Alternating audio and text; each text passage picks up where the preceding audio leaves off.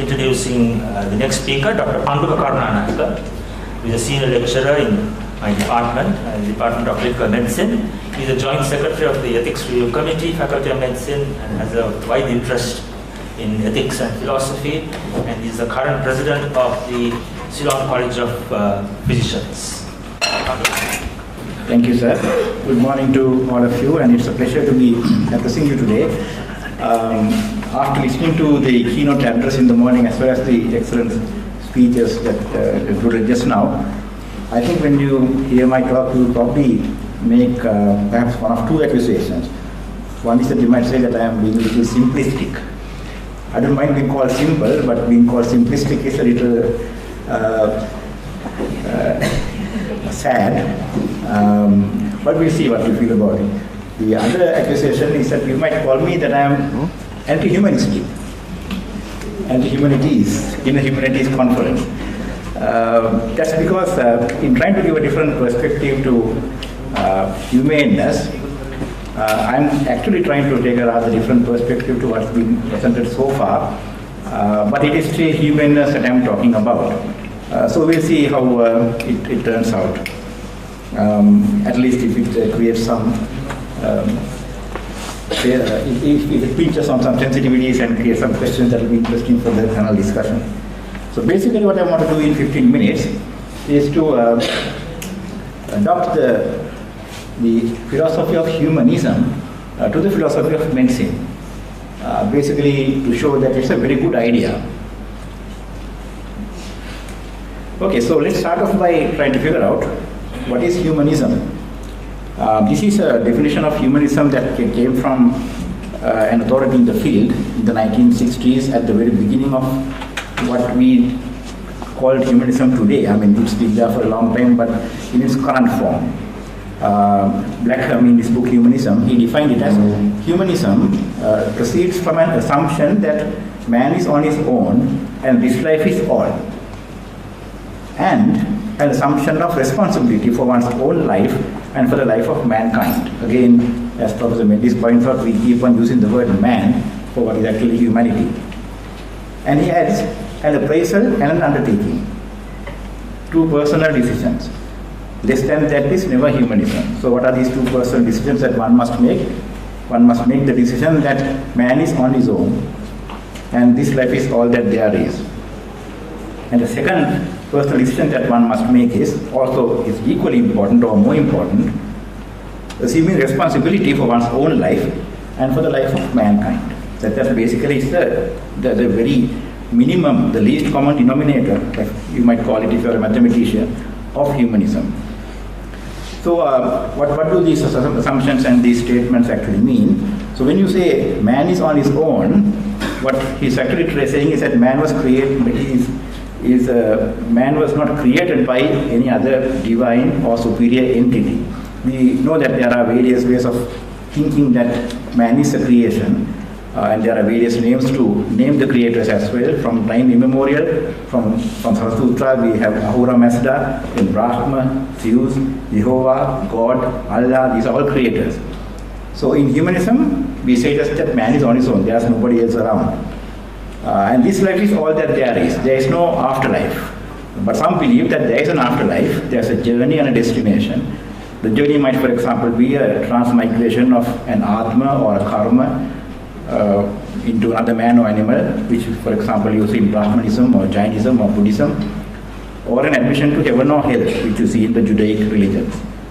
And there's a destiny. People might call it moksha or nirvana, heaven, hell, paradise, and so on. So in humanism, this life is all that there is no afterlife. Then the third position is man is responsible or accountable for one's own life, whereas the alternative views would say that there is also accountability to what happens to you in your afterlife. You are responsible for what happens to you after you die, whether you go to hell or heaven and so on. And the fourth and final that Blackham pointed out is you also have a commitment to work towards the life of mankind. In the alternative ways, there is also a commitment to live up to the expectations of your creator. So, in a way, it's like being very alone, very lonely, and not having that other party to support you and guide you. That's what humanism actually is. There have been more recent additions to this basic skeleton, some of which are controversial, but I'll share them with you as well. So there is, for example, a belief in science and also reason more generally as invaluable tools we can and should apply to study all areas of life, and there are no off limits. So this is where I might invite the anti-humanities stance, because this sounds like a very empiricist or positivist claim.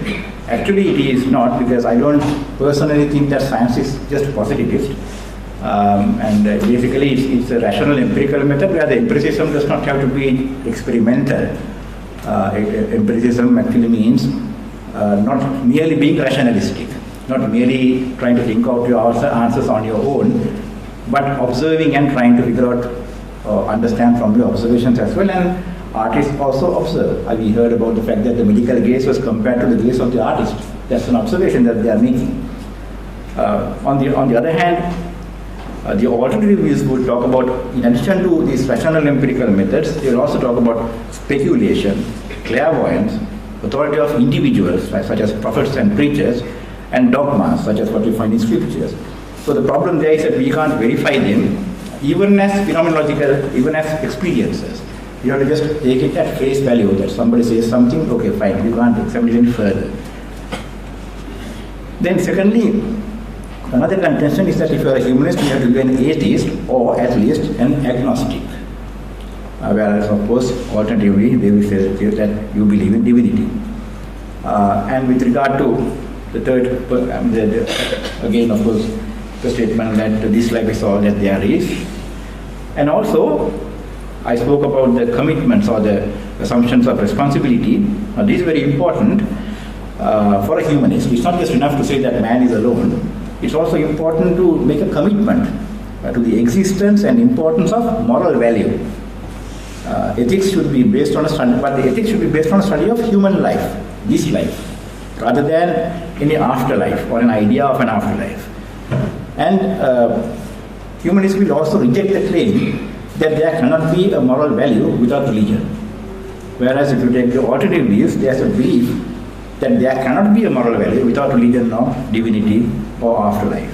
So that's a very important difference between humanism and the other subjects, other alternative views. Then the insistence of individual moral authority and the responsibility for one's own moral judgments. Of course, there is an independent collective standard. I cannot decide for myself what the moral standard is. That must be decided collectively with openness.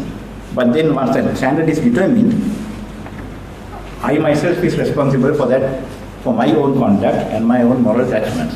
Whereas in the alternative views, one's moral actions are shaped, judged by an external moral authority, which I cannot actually question. It's not a standard that you can take part in creating, it's one that's been handed over to you.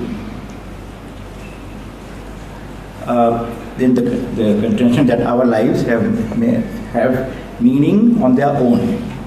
Whereas alternatively, one would say that the meanings are given to you, they are determined to you by the higher authority. And also another rather controversial statement about humanism, not all will agree with this. It also values a secular, open, democratic society where the role of religion is neutral, whereas you might think that in other ways of thinking, one values a society where religion has a more political role to play.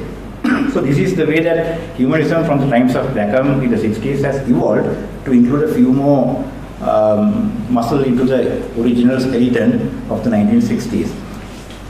But it's not a new idea. It's been there for a long time. There are elements of humanism that you can find as far back as the 6th century BC. For example, in Indian philosophy, there are mentions of elements of this, the idea of humanism in the Upanishads and the Charvaka school.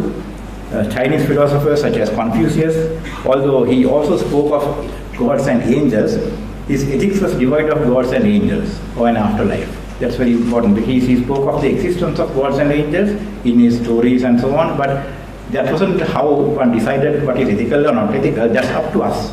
So in that way he was very much a humanist.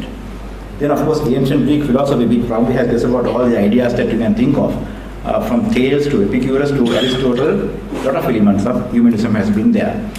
Roman philosophy, from Cicero to Seneca, the famous statement by Seneca saying, religion is recognized by the common people as true, by the wise as false, and by the rulers as useful. Even afterwards, medieval philosophers, Renaissance philosophers, Enlightenment philosophers, and even modern ones have introduced or have believed or spoken of elements of humanism. So it's not something new. And that's why I said at the beginning that the form that it is right now was, like I was referring to definition from the 1960s. So that is basically what humanism is. I thought I'll start off by explaining to you what is meant by humanism. Now, if you examine this humanism a bit more, the problem with this is this.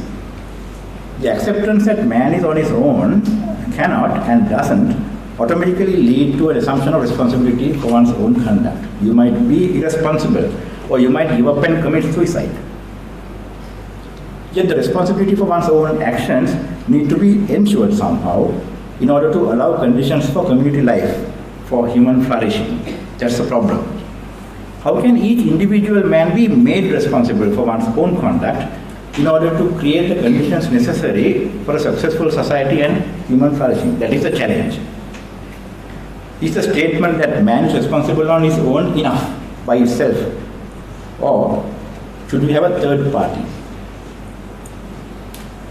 And if there is, how does this third party ensure compliance to this necessity for responsibility? So there are various third parties. For example, the simpler ones would be like things like cultural norms, which have their various disincentives and incentives in our culture. Then there are a little bit more advanced codes of conduct. For example, as professionals we have codes of conduct which also have their disincentives and incentives. Then you can go a bit higher and you come across rules and regulations which are very official. And this is the point where you can actually be punished if you don't live by those rules and regulations. Then there are third parties like the creators, who are the moral authorities, who give meaning to your life, and who create the standards by which you must strive to live by. And there is also the question, the belief in an afterlife and a final destiny, which keeps you in check and which also guides you to determine how your action should be. So these are some of the third parties that have been created by human beings over the years to try to ensure responsibility. So you might think that third parties are very important and very necessary. That's our gut reaction, but that's not necessarily so. Now, for example, this Chinese writer brought it out very nicely.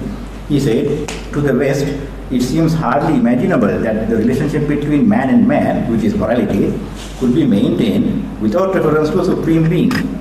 While to the Chinese, it is equally amazing that men should not or could not behave towards one another as decent beings without thinking of their indirect relationship to a third party.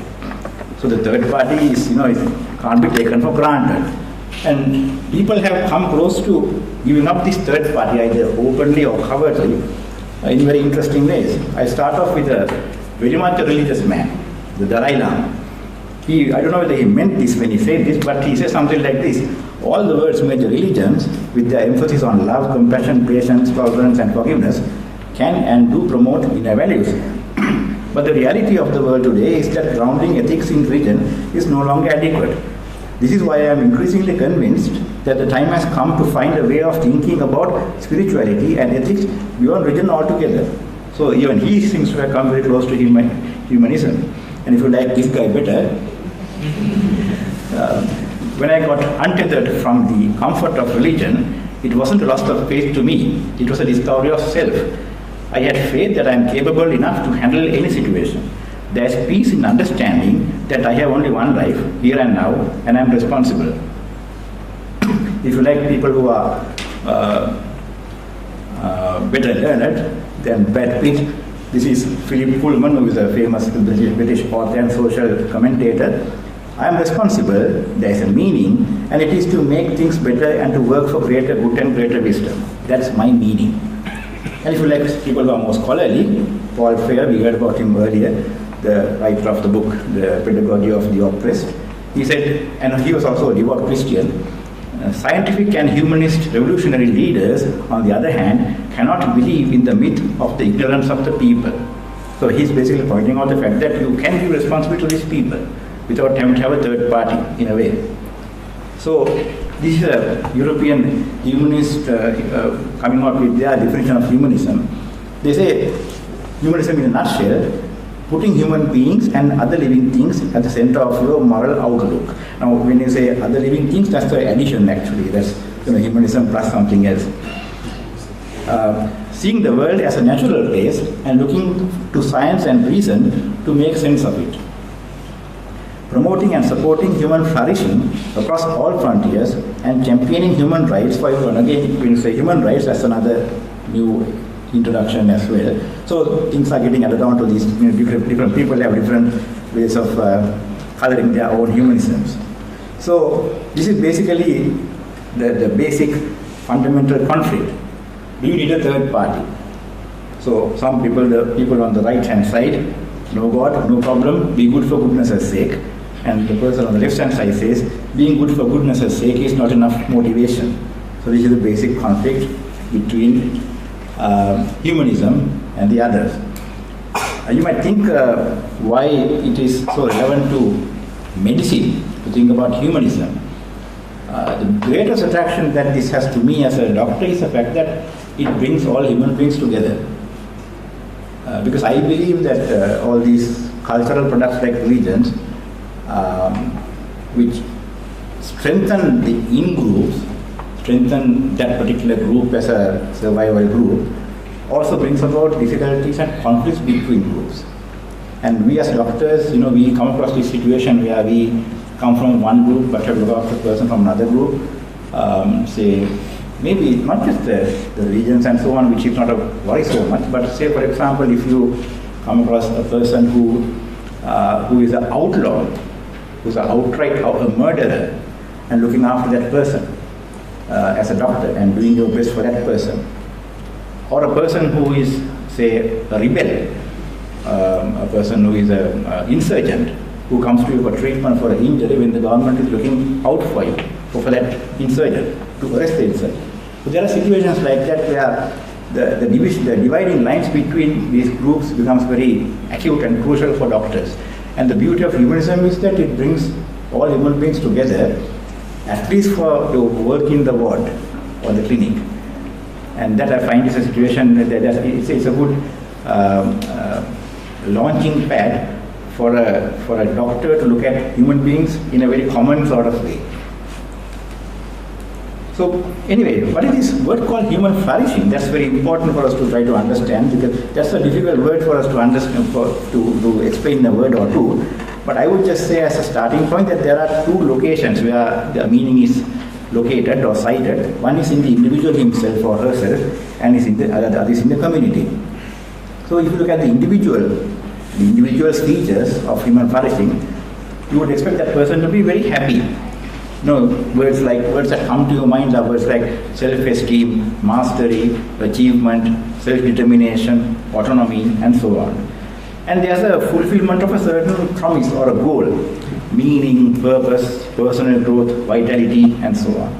And there's also a social component. The person is positively related with and engaged with society. All these things you would see in a person who is flourishing. So that person would be happy, would have some sense of achievement that person is looking out for, and also not a loner. Will be very much engaged and integrated with that person's social environment. And the community, if you look at the community itself, everybody in that community would be happy and fulfilled. You can't have an inequality and expect flourishing. And the individuals and the community's goals and efforts, individuals and the communities, their goals and efforts are different, but they are interdependent and congruent and mutually contributing and mutually beneficial. That is the trick and the difficulty of arranging society. That if you can get this, I suppose, any society will flourish, where individuals work for themselves and for society simultaneously, and for the society builds itself and the individual also simultaneously, and everybody is treated equally. That will be human flourishing, and that is the the goal, without a third party standard, the goal of a humanist. Does humanism see eye to eye with medicine? Well, medicine is based on the natural sciences, especially physics, chemistry and biology, and has its own biomedical sciences such as anatomy, physiology, pathology and epidemiology. Those adopt a rational empirical approach, what you might call a scientific approach, and so does humanism. Medicine is therefore not based on any authority or dogma, as religion is, for example. It has a universal reach that transcends the limited geographical and cultural appeal that religions have. All human beings can be served by it, just like humanism.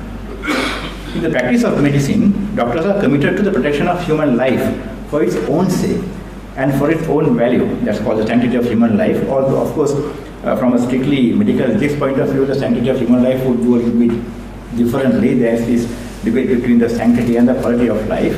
I'm not talking about that sanctity right now. I'm talking about the fact that human beings have a value that others don't have to give them. In that sense, it has sanctity of life, rather than be guided by a value apportioned or determined by a separate authority. That's what I mean by sanctity of life. So this belief is commensurate with the goal of contributing to human flourishing, which is also a neutral concept, which is intrinsic to itself.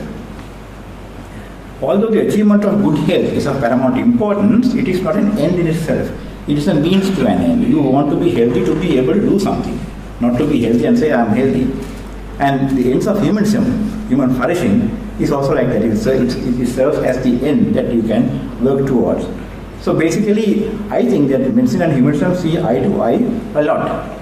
So if that's the case, if somebody were to decide, okay, I'm going to be a humanist and I'm also a doctor, then what are the implications for the doctor?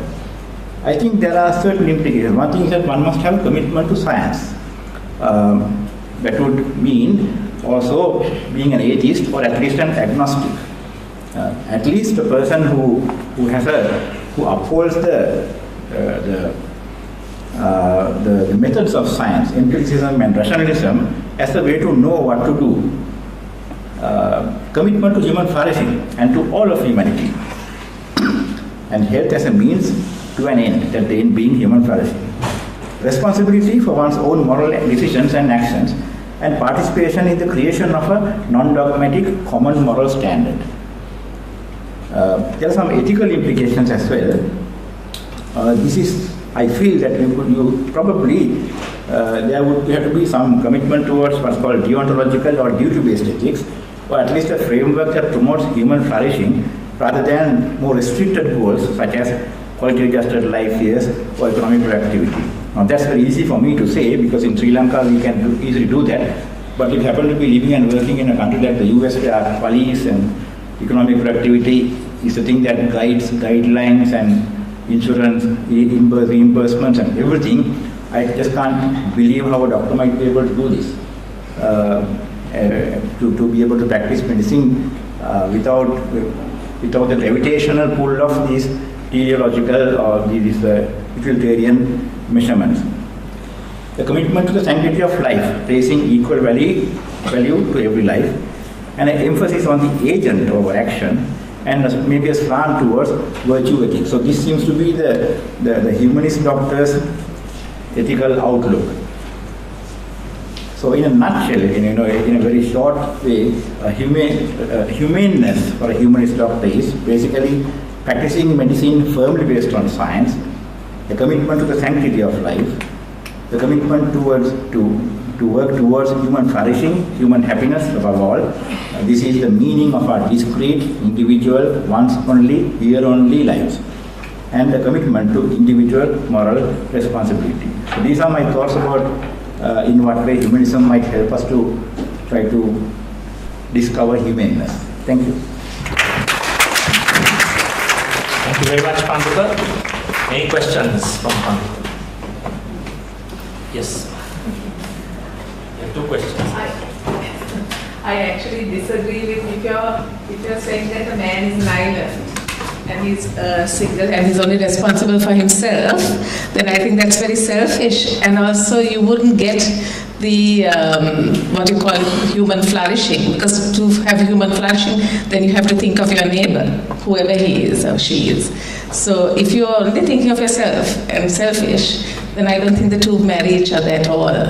It's not possible. I think you are referring to the word man is on his own. Yeah. That's what you meant. Yeah. No, that's a misunderstanding of the term, which is of course reasonable because I just took it straight from the book.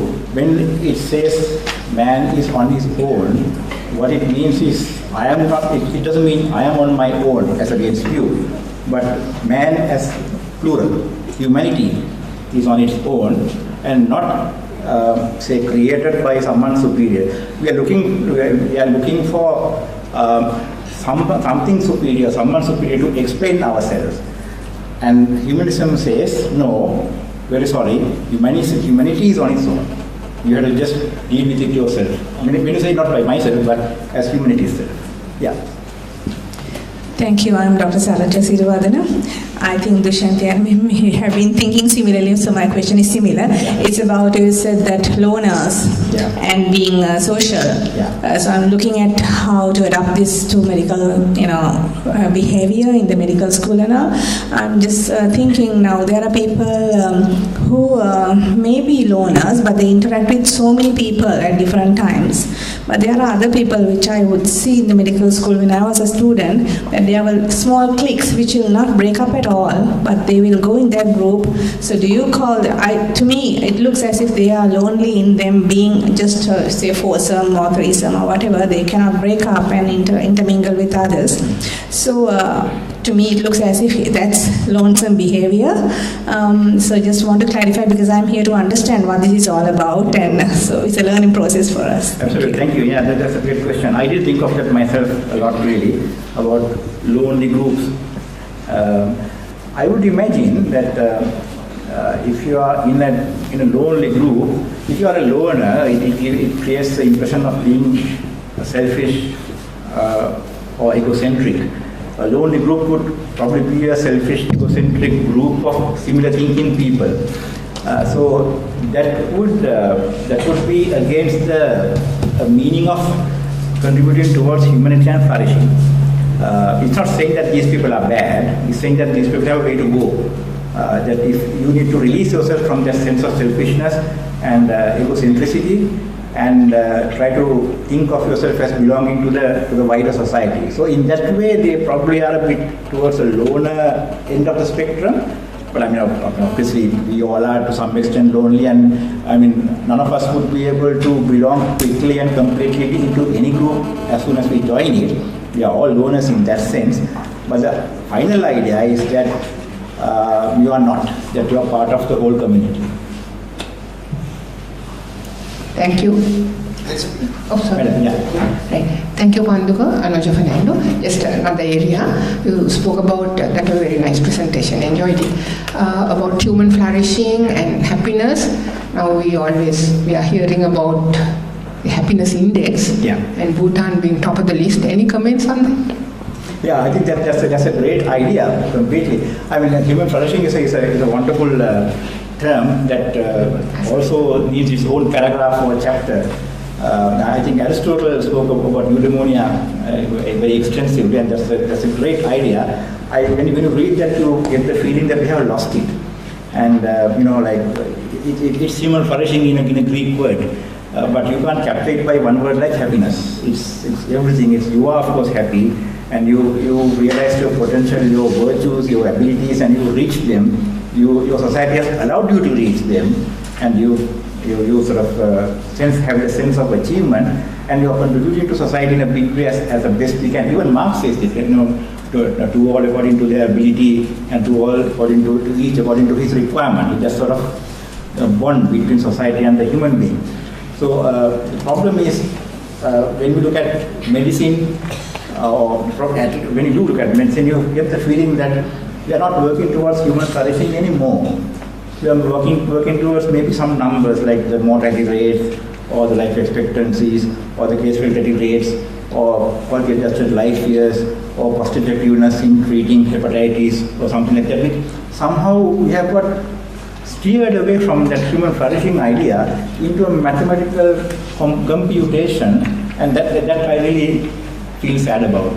So I would really like to bring human flourishing back into the I'm glad that Bhutan has given up the GDP. Even more than I'm glad that they have taken up happiness. You know, one day if you lose GDP, you will come up with happiness. So yes, I'm happy about that too. In India, in one state, they have opened Department of Happiness. What they do, they will know. As long as they're happy. No, I thought just in the concept of humanity and humaneness, they are the same or slightly distinct?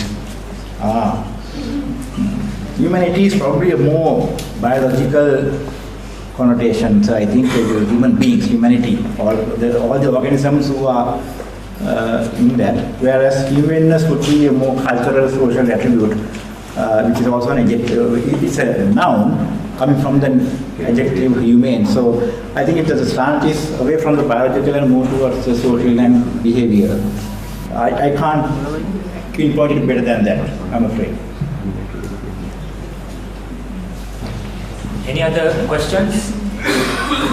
In the absence of further questions, let us thank Panduka once again. He continues to amaze us and we continue